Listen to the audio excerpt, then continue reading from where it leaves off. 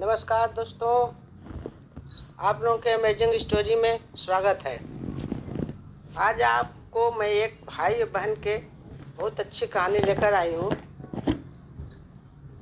जो बड़ी बहन थी उसके भाई के साथ मतलब वो था, भाई बहन थे, बड़ी बहन थी, भाई के खूब उसको पढ़ाने के लिए, लिखाने के लिए, अच्छा बनाने के लिए अपना उसने जीवन वो कर दिया था।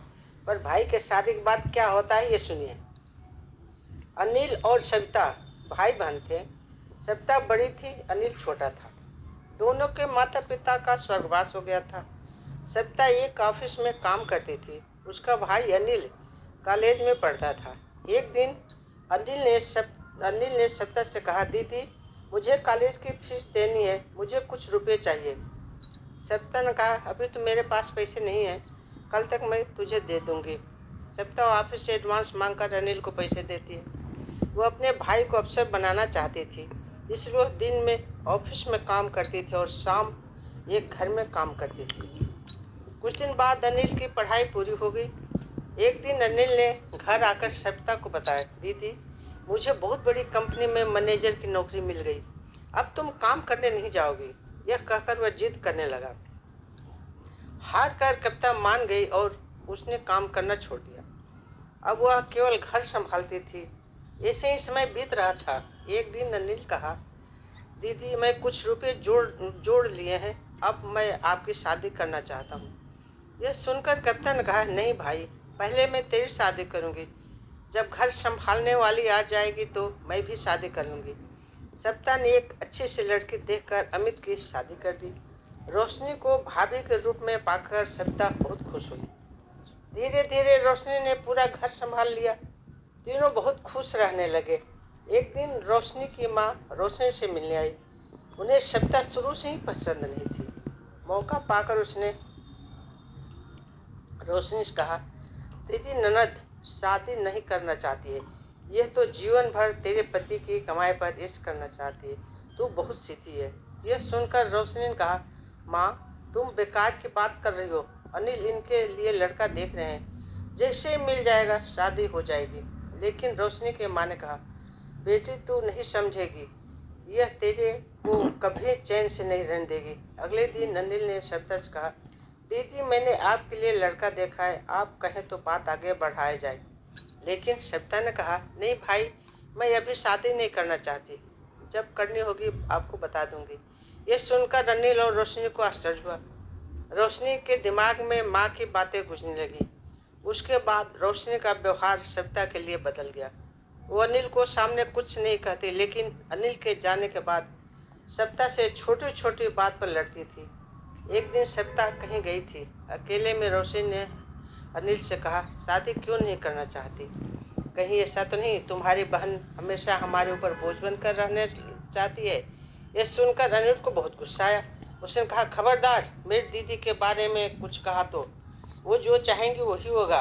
तुम्हें पता है उन्होंने अपना पूरा जीवन मुझे बड़ा आदमी बनाने में लगा दिया। रोशनी समझ आ गया कि अनिल उसकी बात कभी नहीं मानेगा। उसने अपने ननद को रास्ते से हटाने के लिए एक तरकीब सोची। एक दिन रोशनी ने सविता से कहा, दीदी काफी दिनों से मैं कहीं बाहर नहीं गई हूँ, कल हम मंदिर चलें? यह सुनकर सविता बहुत खुश हुई। अगले दिन दोनों मंदिर पहुंच जाती हैं। मंदिर में पूजा करने के बाद रोशनी सविता को प्रसाद देती है। उसने प्रसाद में कुछ मिला रखा था। प्रसाद खाकर सविता बेहोश हो जाती है। रोशनी उसे छोड़कर घर वापस आ जाती है। उसे लगता है जहर मिले प्रसाद से कुछ देर में सविता मर जाएगी। कुछ देर बाद सविता को होश आता है, लेकिन वह अपनी पिछली जिंदगी भूल गई। वह मंदिर में बैठकर रोने लगती है। शाम को जब अनिल घर वापस आकर रोशनी के बारे में पूछता है तो रोशनी से सविता के बारे में पूछता है तो रोशनी कहती है, दीदी दीदी तीर्थ यात्रा पर गई हैं, कुछ दिन में वापस आ जाएंगी। तब अनिल कहता है, दीदी मुझे बगैर बताया अचानक कैसे चलेगी? वह परेशान हो जाता है, लेकिन रोशनी उसे समझाकर शांत कर देती है। इधर सविता को उसी मंदिर के पुजारी जी ने स्थान दे देते हैं। वो दिन रात मंदिर में सेवा करने लगती है। मंदिर के सभी भक्त और पुजारी सविता का बहुत ध्यान रखते थे। ऐसे ही ये समय बीत रहा था, लेकिन सविता को पिछला कुछ याद नहीं आ रहा था। काफी दिन बीत जाने पर अनिल सविता को ढूंढने निकल गया।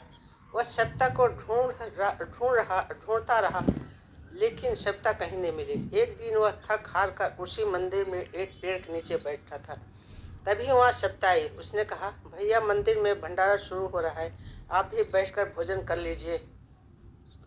सविता की आवाज सुनकर अनिल चौंक गया। सविता को देखकर वह रोने लगा। तब सविता ने कहा, भैया आप क्यों रो रहे हो? तभी वहाँ पुजारी जी बाबा आ गए। उन्होंने अनिल से पूछा तो अनिल ने सविता के बारे में बताया। पुजारी जी बाबा ने कहा, ये लड़की यहाँ बेहोश थी, होश आया तो इसे कुछ याद नहीं था। अच्छा हुआ तुम मिल गए, इसे अपने घर ले जाओ। भगवान ने चाहा तो वहाँ जाकर इसकी याददाश्त वापिस आ जाएगी। अनिल सविता को चलने के लिए कहा तो रोने लगी और जाने से मना कर दिया, लेकिन अनिल जिद कर रहा था। तब सविता ने कहा, भाई मुझे सब कुछ याद है, लेकिन मैंने जानबूझकर नाटक किया ताकि तुम और भाभी मेरे बिना खुश रह सको। भाभी को मेरा घर में रहना पसंद नहीं, इसलिए अब मैं उस घर में नहीं जाना चाहती। यह सुनकर अनिल रोने लगा और सविता से बोला, दीदी अगर आप घर नहीं चलोगी तो मैं भी यहीं रहूँगा। उसकी बातें सुनकर सविता घर आने के लिए तैयार हो गई, लेकिन उसने अनिल से कहा, मेरी एक शर्त है, तुम भाभी पर गुस्सा नहीं करोगे। अनिल मान गया और सविता को लेकर घर आ गया। सविता को देखकर रोशनी सहम गई, वह रोने लगी।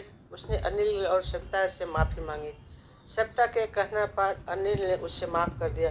कुछ दिन बाद सविता ने शादी कर लिया और अपने ससुराल विदा हो गई। ये थी एक बहन के और भाई की कहानी। बहन जो अपने भाई के लिए खूब कर लेती है, लेकिन भाभी आने के बाद ना वो सब कुछ बेकार हो जाता है। बताओ, बड़ी बहन थी, अपने भाई को पाल रही थी, भाभी आते हैं उसको घर से निकाल दी, उसको बाहर कर दी। भाभी की आंखों में जो है ना बहन उसके खटकने लगी। तो यह बताइए आप लोगों को कहानी कैसी लगी, सही है या गलत ये रिश्ता? आप लोग जरूर कमेंट करेंगे कि आपको कहानी कैसी लगी, भाई और बहन की, बड़ी बहन। नमस्कार, कमेंट क्या करिए। चलिए मिलते हैं फिर अगले और एक नए ऐसे ही कहानी में।